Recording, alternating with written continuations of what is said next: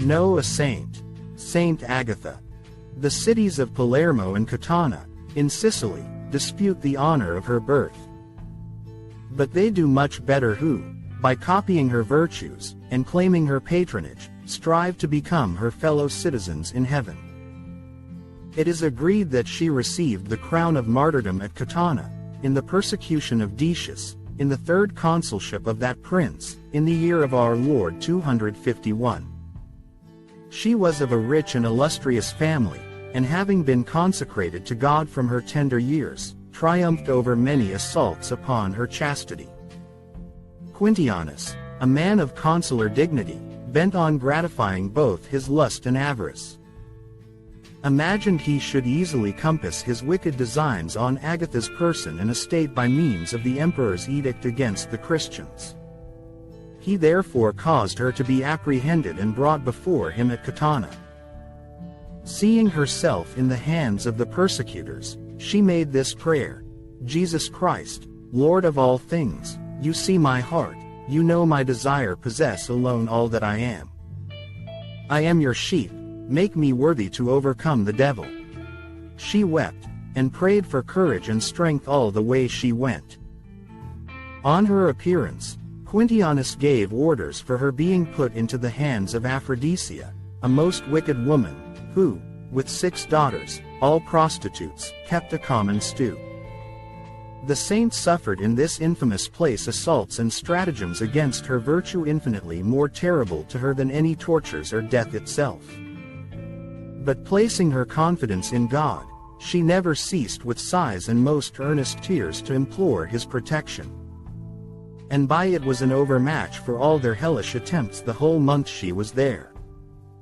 Quintianus, being informed of her constancy after 30 days, ordered her to be brought before him.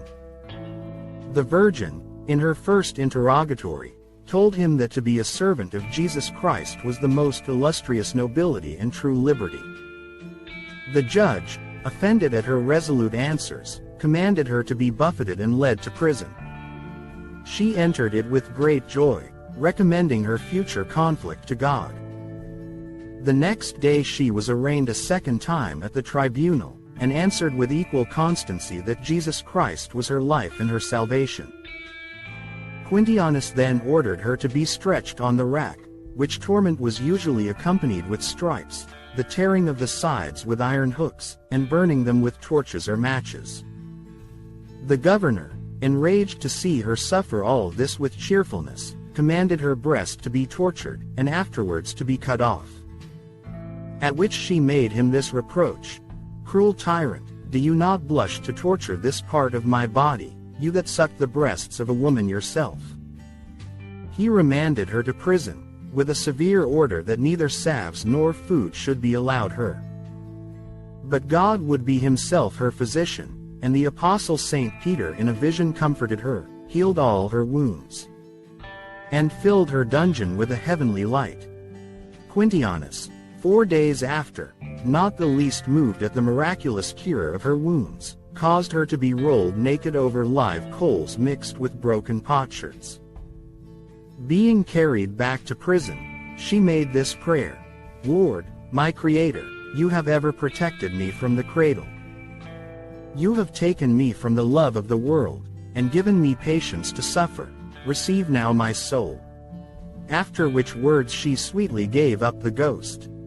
Her name is inserted in the canon of the Mass in the calendar of Carthage, as ancient as the year 530, and in all martyrologies of the Latins and Greeks.